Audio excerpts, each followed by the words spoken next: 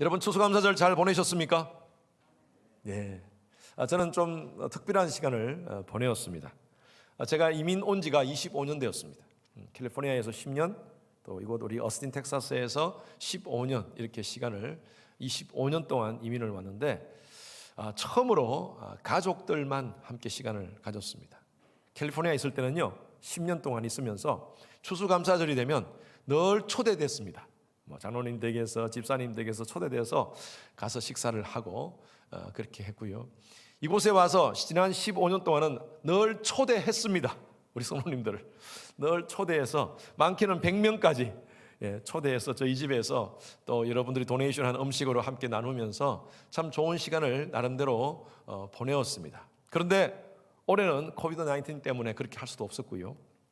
그래서 가족들만 시간을 보냈는데 아주 특별한 시간이었습니다. 아이들이 다 벌써 이렇게 컸고요. 또 각자 음식을 하나씩 잘하는 것을 준비해가지고 같이 함께 음식을 나누는데 참 얼마나 제가 개인적으로 감사가 밀려오듯이 참 마음 가운데 밀려오는 그런 느낌이 들었습니다. 아이들이 이렇게 컸구나. 그리고 가족이라는 것을 다시 한번 깨달았습니다.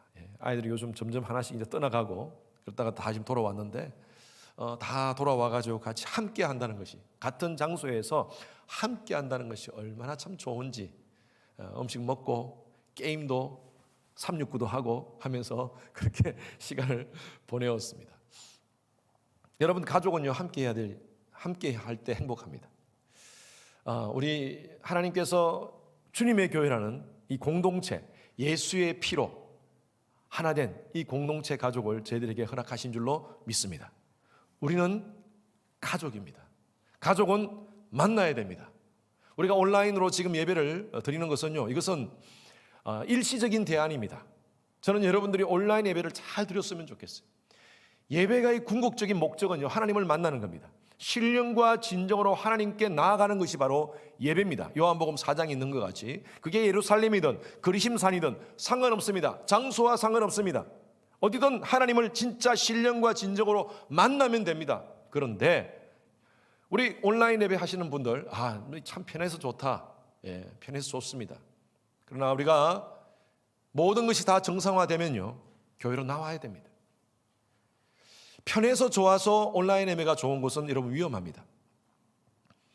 온라인 예배 다 드려보지 않았습니까? 시간이 지나면 지날수록 오늘도 누가 일부 예배 오신 분이 그렇게 얘기하시더라고요. 목사님 온라인 예배 너무 힘듭니다. 그래서 오래간만에 나와서 이렇게 예배 드리니까 너무 좋습니다. 같이 함께 이렇게 예배 드리니까 더 감동이 다릅니다 라고 말씀하시더라고요.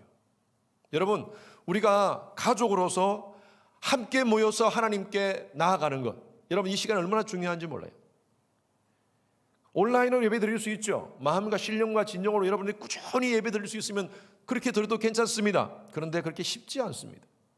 마음이 흐트러지기 시작하고요, 정성이 부족해집니다. 그것은 우리가 누구나 동의할 수 있습니다. 정성이 부족해요. 예배는요 성경의 구약이나 신약이나 모든 예배를 보면 하나님께 정성껏 드리라고 말씀하고 있습니다. 그래서 과거에는요 하나님께 제사를 드릴 때도 집에서 돈 주고 산 가축이 아니라 집에서 기른 생축입니다. 집에서 기른 생축, 정성껏 길러서 하나님께 드린다는 것은 이건 정성입니다. 우리가 드리는 예배 드리는 것도 마찬가지입니다. 우리가 옷을 차려입고 차를 운전해서 이렇게 나와서 또 우리가 하나님 앞에 시간을 드리고 마음을 드리는 이 정성이 얼마나 중요한지 몰라요. 그래서 우리가 온라인으로 예배 드리는 것은 이건 일시적인 대안입니다. 그러나 현장 예배를 대체할 수는 없습니다. 그래도 이 자리를 사모하십시오. 가족은 만나야 돼.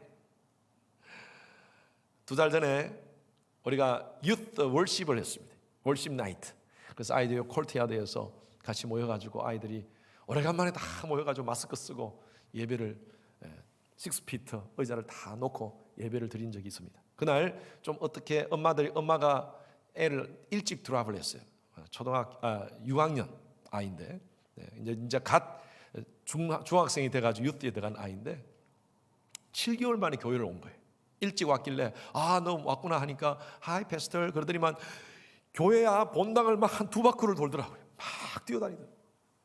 그러면서 저한테 또 와가지고 Pastor, I miss this place a lot, so much. 그러면서 눈에 눈물이 글썽글썽한 거예요. 코비드 상황이라서 제가 안을 수는 없지만 정말 꼭 안아주고 싶더라. 아이들도 이 장소를 그리워해요. 이곳에서 뛰어다니고 함께 예배드리고 사람들 만나고 친구들 만나는 그 장소를 그리워하고 있어요. 여러분, 가족은 만나야 돼요. 만나야지 행복합니다. 사도 바울은요, 지금 이 상황 속에서 로마서 16장이 마지막입니다. 16장 마지막을 이제 마무리하면서 지금까지 사역 가운데 함께 했던 사람들, 고린도에서 지금 사도 바울이 고린도에서 편지를 로마서를 쓰고 있거든요. 고린도에서 그 로마에 있는 교회를 생각하면서 그 로마에 있는 교회의 28명의 형제들, 자매들, 지금까지 함께 했던 그 형제들을 기억하면서 편지를 씁니다. 여러분, 로마서 16장을 다 읽을 수는 없지만 1절부터 보면 계속 사람들의 이름들이 계속 나옵니다. 사도 바울과 함께 동역을 했던, 사역의 동행자였던 사람들의 이름을 쫙 기록하고 있습니다. 그런데 지금 만날 수가 없어요. 줌 때문에, 이 코비드 때문에가 아니라, 그 당시에는 코비드가 아니라 거리상 때문에, 거리상 너무 멀었어요. 고린도하고 로마가 멀지 않습니까? 거리상 만날 수가 없지만, 그러나 사도 바울은 그 복음 안에서 맺어진 그 가족들을 그리워하면서 이 편지를, 지금 로마서를 한 사람 한 사람 이름을 언급하면서 마무리를 하고 있습니다. 그 중에 오늘 저는 한 가정, 두 사람을, 사도 바울이 아주 특별하게 언급하는 두 사람을 함께 나누고자 합니다. 이 두 사람은요, 사도 바울에게 큰 사역의 힘이 되었던 사람이었어요. 사도 바울의 사역에 감동을 주는 그런 믿음의 동행자였습니다. 누굴까요? 아까 말씀 우리가 읽었죠. 브리스길라와 아굴라입니다. 이들은 참 기쁨이 되는 그런 동행자였습니다. 아까 우리 16장 3절 말씀 보니까 너희는 그리스도 예수 안에서 나의 동역자인이라고 사도 바울은 표현하고 있습니다. 자, 브리스가와 아굴라, 사도 바울은 바울 서신에는요, 바울이 쓴 우리 13개 성경 읽었지 않습니까? 바울 서신 13개 안에는 이 브리스가와 아굴라를 이렇게 표현합니다. 브리스길라로 표현하지 않고 브리스가로 표현합니다. 그런데 사도행전을 기록한 누가는요, 똑같이 이 사람들 브리스가와 아굴라를 브리스길라와 아굴라로 표현합니다. 차이점 아시겠습니까? 네, 같은 사람인데 브리스가와 브리스길라의 차이입니다. 같은 사람입니다. 제가 이따가 왜 그렇게 얘기했는지 설명을 해 주겠습니다. 그런데 이 브리스길라와 아굴라를 사도 바울이 만난 것은 사도행전 18장에 누가가 잘 기록을 하고 있습니다. 자, 이 말씀 사도행전 18장에 보면 사도 바울이 17장 이전에 아덴이라는 곳에서 복음을 전가합니다. 여러분, 아덴은 우리가 잘 알고 있는 아테네입니다. 아테네. 철학의 도시, 이성의 도시입니다. 수많은 철학자들이 그곳에서, 소크라테스라든지 우리가 알고 있는 그런 철학자들이 그곳에 살았던 곳입니다. 이 아테네에서 복음을 전가하는데 사도 바울이 그 당시에 그 사람들, 철학자들에게 복음을 전가하기 위해서 굉장히 철학적인 접근으로 복음을 얘기합니다. 그리고 아주 이성적인 접근으로 그들이 이해할 수 있는 방법으로 그들에게 복음을 얘기합니다. 그런데 아무도 듣지 않아요. 아무도 듣지 않아요. 오히려 이 사도 바울과 논쟁을 하려고 하고 디베이트를 하려고 지금 하고 있습니다. 사도 바울이 너무 많은 실망을 했어요. 어쩌면 아덴에서의 복음 전파가 스스로 생각하기에는 실패다라고 생각하고, 아덴 밑에는요, 거기가 고린도입니다. 고린도로 이제 내려왔습니다. 고린도로 와서 이곳에서는 내가 복음을 열심히 전가해야겠다는 그런 마음을 가지고 고린도로 왔는데, 웬걸요? 고린도는 음란한 도시였습니다. 그곳은 무역이 성행한 것이고 항구 도시입니다. 그러다 보니까 많은 사람들이 왔다 갔다 하면서 그곳에서 비너스의 신전이 있는데, 그 비너스 신전 안에는 수천 명의 창녀들이 있었습니다. 아주 엄난한 도시였어요. 사도 바울이 너무나 실망했었어요. 어쩌면 아덴보다 더 힘든 도시가 바로 고린도라는 생각을 가졌습니다. 그런데 이곳에서 사도 바울은요, 1년 반 동안 복음을 전가합니다. 외롭지 않았습니다. 누가 함께느냐? 바로 사도 바울의 동역자 브리스가와 아굴라였습니다. 이 사람들 어디서 왔느냐? 이 사람들은요, 고린도가 여기면 이쪽에 로마가 있습니다. 로마에서 이주한 사람들이었습니다. 자, 그게 사도행전 18장 1절에서 2절 나와 있습니다. 다 같이 시작. 그 후에, 자, 크게 읽습니다. 시작. 그 후에 바울이 아덴을 떠나 고린도에 이르러 아골라라 하는 본도에서 난 유대인 한 사람을 만나니 글라우디오가 모든 유대인을 명하여 로마에서 떠나라 한 고로 그가 그 안에 브리스길라와 함께 이달리아로부터 새로 온지라 바울이 그들에게 가매. 자, 이 사도행전을 기록한 누가는 브리스가를 브리스길라라고 이렇게 표현하고 있습니다. 사도 바울은 브리스가라고 표현하는데 왜 그렇게 표현했느냐? 이 당시에 로마의 귀족 이름이 귀족 계급의 한 파가 브리스가파입니다. 브리스가. 그래서 이 브리스가라는 것은 귀족 이름입니다. 귀족 이름. 귀족 가문 이름이에요. 그래서 사도 바울은 그대로 이 브리스길라라는 사람은 바로 이 브리스가 출신이다라는 것을 사도 바울은 강조하면서 브리스가를 그대로 얘기를 합니다. 자, 그런데 이 브리스길라와 아골라는 로마에 살았던 사람이었어요.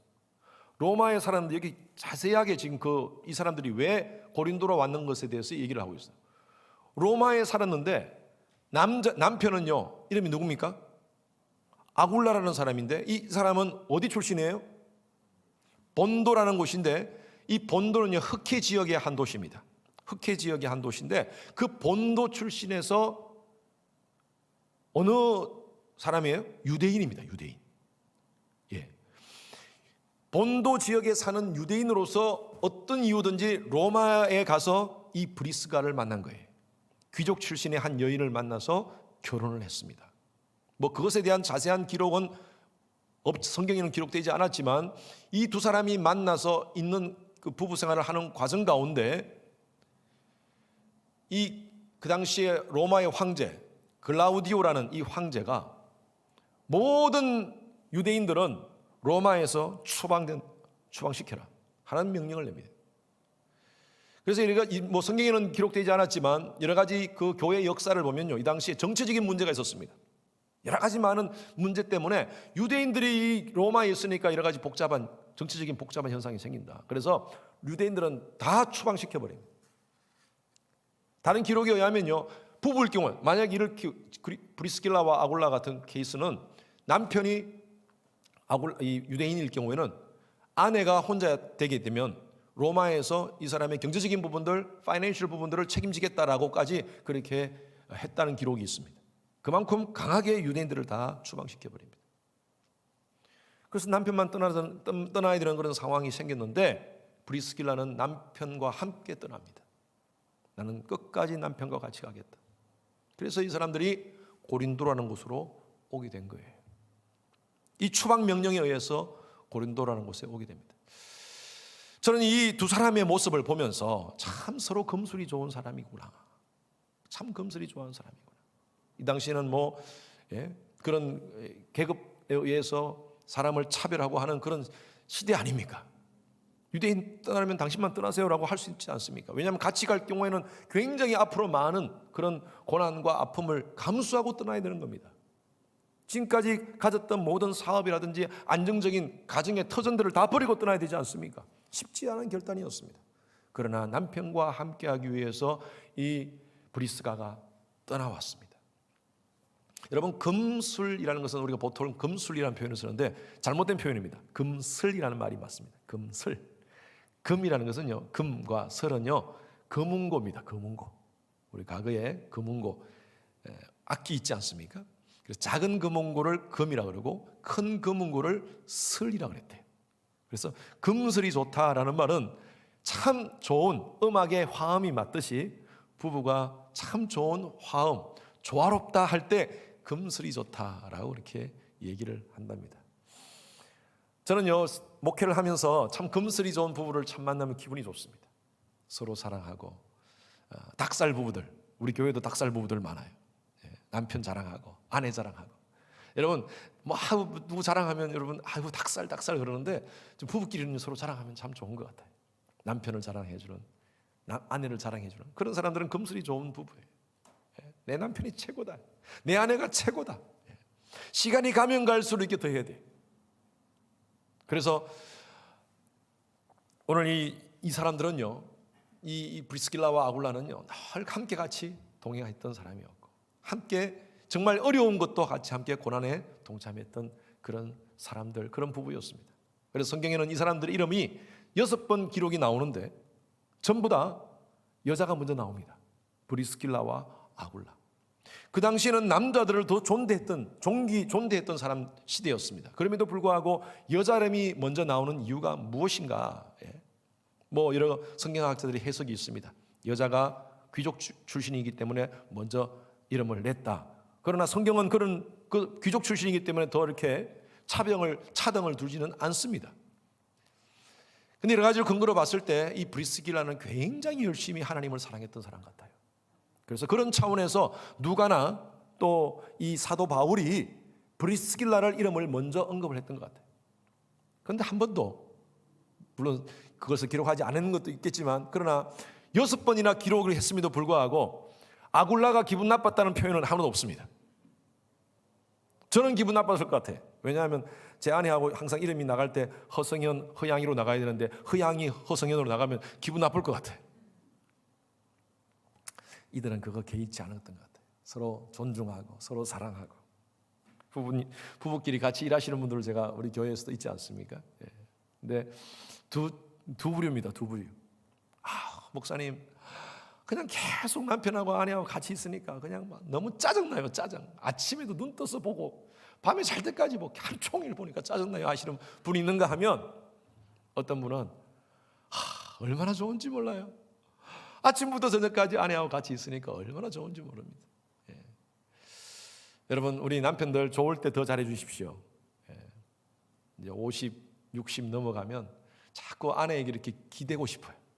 아내가 필요해. 저는 요즘 더 느낍니다. 더 느껴요. 젖은 낙엽이라는 말이 있지 않습니까? 젖은 낙엽, 혹시 여러분 들어보셨어요?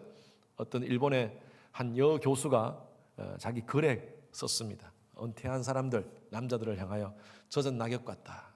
그래서 우리 지난주에도 우리 어스틴에 비가 왔는데 그 낙엽이 비 온 뒤에 떨어진 낙엽을 빗자루로 썰으면 안 떨어져요. 안 떨어지듯이 남편이 아내한테 붙어가지고 있는 그런 사람을 젖은 낙엽 같은 남자다라고 이렇게 표현했는데, 그렇습니다. 점점 아내의 필요성, 끝까지 같이 있을 사람은요, 결국에는 부부밖에 없습니다. 그래서 우리가 서로 부부간의 금슬이 좋아야 됩니다. 사진을 가만히 보면요, 40대 이전에 찍었던 부부 사진은 가만히 보면 대부분 다 아내가 남편에게 고개를 기대요. 이렇게 기대어서 찍은 사진들이 참 많습니다. 대부분.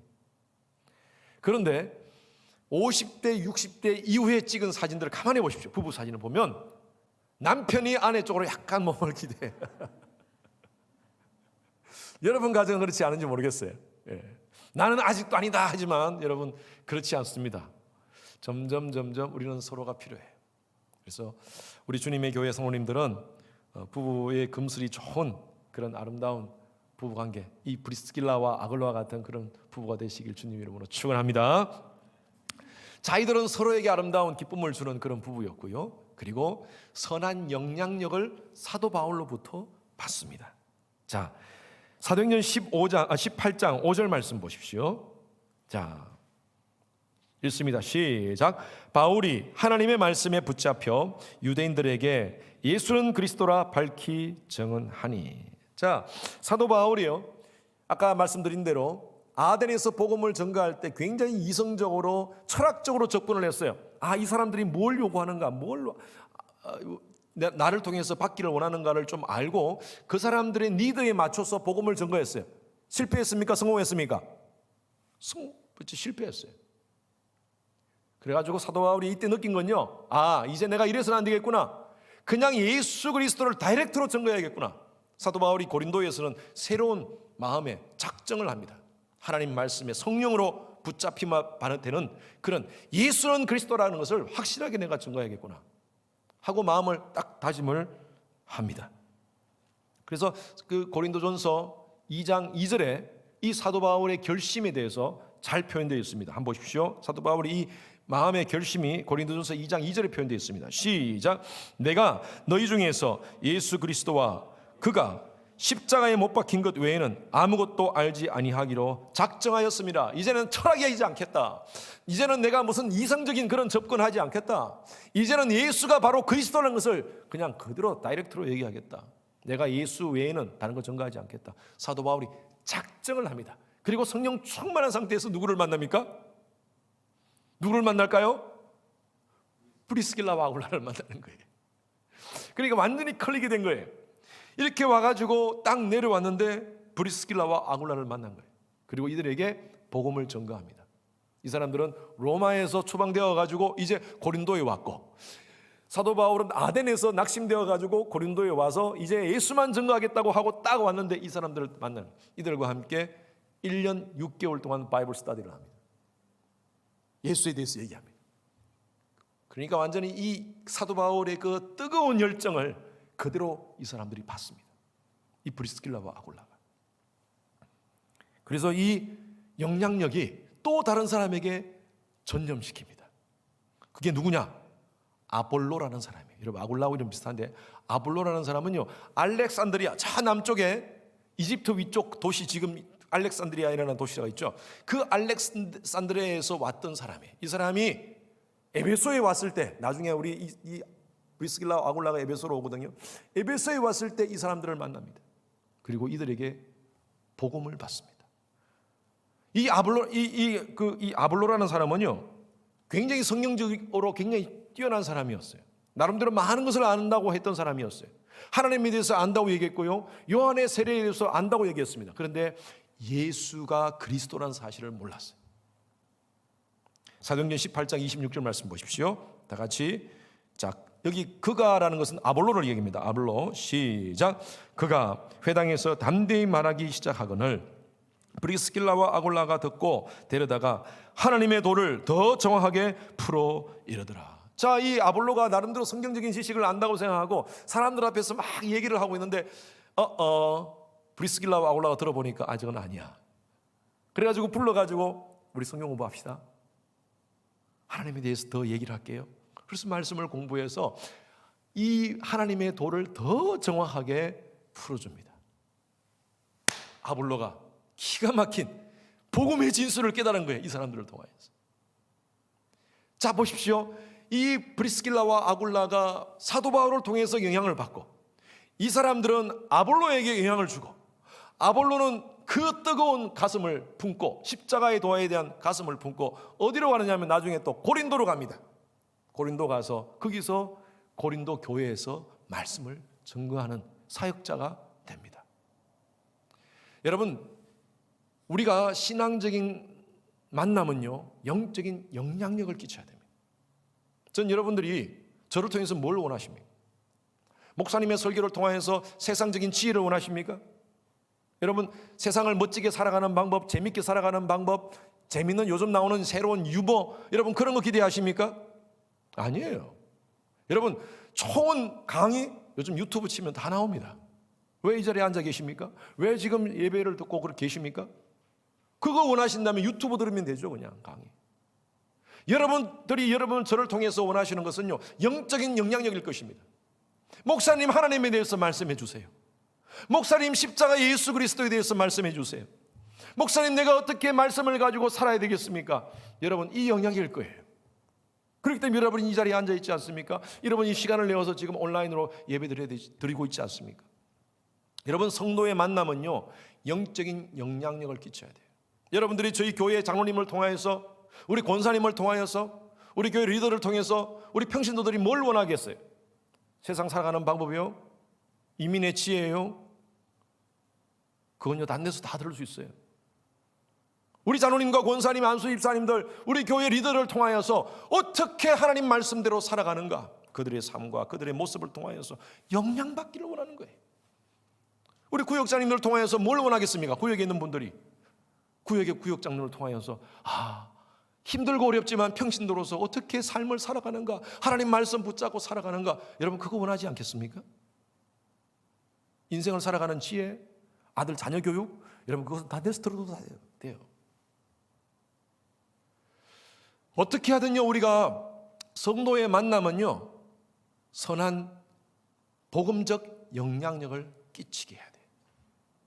저는 이번에 너무나 감사한 게 우리 이번에 커피 브레이크 17명의 리더들이 있었습니다. 반은 19반, 17명의 리더들이 얼마나 귀한 영향력을 끼치는지. 두 반은요, 한 분을 가지고 한 분을 데리고 12주를 만났습니다. 여러분 쉽지 않아요. 한 사람을 앉혀놓고, 한 사람 물론 주임이지만 한 사람을 앉혀놓고 12주 동안 복음을 함께 나눈다는 게 쉽지 않습니다. 너무너무 감사하더라고요. 끝까지 충성해 준 거예요. 그리고 오늘 우리 정윤호 집사가 하나 열매인 거예요. 그 한 분이, 그렇게 인도자 한 분이 한 사람을 앉혀놓고 이렇게 말씀을 함께 나눈 거예요. 영적인 영향력입니다. 오늘 이 자리에 계신 여러분들, 가정에서 예배 드리시는 여러분들은 영적인 영향력을 끼칠 수 있는 그런 여러분 되시길 주님의 이름으로 축원합니다. 오늘 얼마나 잘못된 사상들이 깔려 있는지 모릅니다. 잘못된 사상들이 교회로 침투하는지 몰라요.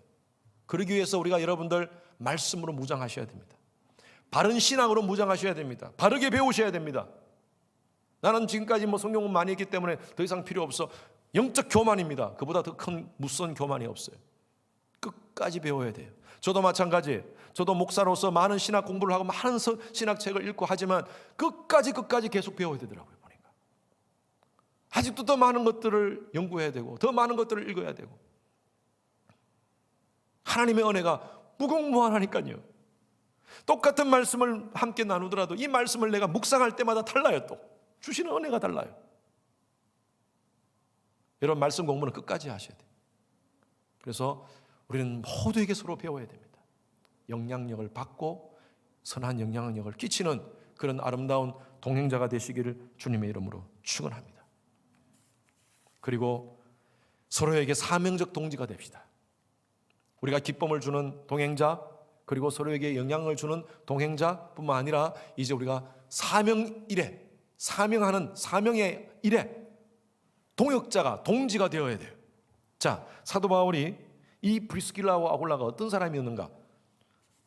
로마서 16장 4절 말씀, 오늘 우리 읽었던 본문 말씀 다음 말씀을 통해서도 이렇게 설명하고 있습니다. 다 같이 시작. 그들은 내 목숨을 위하여 자기들의 목까지도 내어놓았나니 나뿐 아니라 이방인의 모든 교회도 그들에게 감사하다. 이들은요, 사도 바울을 위해서 그들의 목이라도 내어놨다 그랬습니다. 저는 여러분들이 저를 위해서 목을 내놓는 분들이 되시지 마시기 바랍니다. 저는 그걸 원치 않습니다. 제가 조크인데요, 이건 제가 한번 여러분들에게 했던 조크입니다. 어떤 미국 교회 목사님이 신장에 문제가 생겼어요. 그래서 신장을 이식하는 수술을 해야 되는데 기증자를 찾아야 돼요. 근데 기증자가 없지 않습니까? 그래서 예배 마치고 교인들을 다 장로님이 모았습니다. 수석 장로님이 이렇게 높은 자리에서, 여러분, 우리 목사님이 지금 신장 이식을 하셔야 되는데 이식할 수 있는 사람을 찾습니다. 우리 성도님들 다 나오십시오 해서 다 이렇게 모였어요. 여러분들, 이 자리에 목사님께 신장을 드릴 분 손 들어 주십시오. 여러분, 평상시에 목사님을 위해서 기도하셨고 목사님 사랑한다고 얘기하지 않습니까? 여러분, 손 들어 주십시오 하니까 그렇게 평상시에 막 사랑한다고 했던 박 집사, 또 허장로가 없으니까 제가 말해요. 이런 분들이 다들 가만히 있는 거예요. 그래서 옆에서 그 부인들이 쿡쿡 찌른 거예요. 그러니까 하더니 막 한 분이 정신없이 손드는 거예요. 손드니까 또 허장로가 손드니까 또 다른 분들이 다 손드는 거예요. 하나씩 한 사람 확 다 손드는 거예요. 그래서 수석 장로님이 참 여러분들 목사님 너무 사랑하시는군요. 자, 손 내리시고요. 그러면 이 중에 한 분을 뽑아야 되는데 한 분 뽑도록 하겠습니다. 제가 깃털을 던질 테니까 요 깃털이 여러분 머리 위에 앉는 사람이 목사님께 기정을 해 주시기 바랍니다. 하고 그 깃털을 탁 던지는데 깃털이 날아서 김 집사 위에 딱 떨어지려고 그러는데 김 집사가 아프지 해가지고 깃털이 다시 올라가는 거예요. 허장로 위에 떨어지는데 허장로가 위에 딱 떨어지려고 하는데 주여 해가지고 다시. 그 교회는 지금도 계속 깃털이 날아다니고 있답니다. 라는 그냥 조크인데요. 조크인데 여러분, 그래요. 쉽지 않습니다. 근데 여러분, 여기서 지금 얘기하는 목이라도 냈다는 이 말은요, 사도 바울을 위해서 했겠습니까? 사도 바울을 위해서 이 브리스길라와 아굴라가 정말 그들의 목숨까지 바치려고 했겠습니까? 성경의 기록에 보면요, 사도 바울은 정말 모든 면에서 외적인 용모는요 정말 보잘것없는 사람이었습니다. 제 기록을 찾아보니까 사도 바울은요 키도 작았고요, 그리고 양미간은 붙어 있었다고 합니다. 그리고 코는 매부리 코고요, 대머리에다가 다리까지 O자로 돼 있던 그런 사람이었어요. 그런 사람인데 무슨 이 사람을 위해서 이 사람의 외적인 조건을 가지고 그렇게 마음에 들어가지고 했겠습니까? 아니에요. 사도 바울이 가진 그 복음에 대한 열정 때문에, 하나님 사랑하는 그 마음 때문에, 어떻게든 예수 그리스도가 그 당시에 전 세계에 편만하게 그 십자가 복음을 증거하려고 하는 그 마음 때문에 이들이 헌신한 겁니다.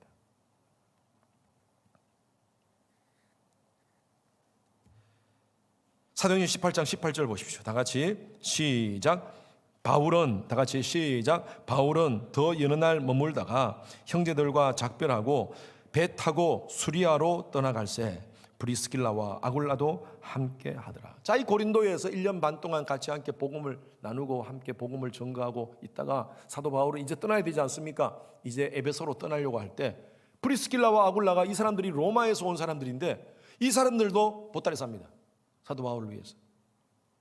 자기들이 가지고 있는 그 당시에 장막을 치는 이 텐트 메이커로서 그런 장막을 치는 업을 가진 사람이었는데 그 사업 다 접고요, 가정의 모든 것을 다 또 접고 로마에서 와가지고 그동안 정착했는 것도 얼마나 힘들었을 텐데 사도 바울의 복음을 위해서, 그 일에 동역하기 위해서 같이 사도 바울과 보따리 싸서 떠납니다. 여러분이 쉽지 않은 거예요. 사도 바울은 이 모습을 바라보면서 그들은 나를 위해서 목이라고 내놨다는 거예요. 그 당시에는 장소를 옮긴다는 것을 이건 목 내놓는 겁니다. 왜? 그 새로운 장소에서 어떤 일이 벌어질지 모르니까요. 복음을 위해서요. 복음을 위해서. 저는 여러분들이 허성현 목사 개인을 위해서 목 내놓지 않기를 바랍니다. 그러나 제가 가지고 있는 복음의 열정, 하나님께서 우리 주님의 교회에 주신 사명, 이것을 위해서 함께 동역하는 여러분 되시길 바랍니다. 함께 헌신합시다. 함께 희생합시다. 희생 없이는요 동역할 수 없습니다. 감사한 것은 우리 주님의 교회 이 코비드 상황 속에서 모두가 힘들고 어려운데 그래도 저한테 말씀해, 목사님 혹시 교회에 어려운 분 없습니까?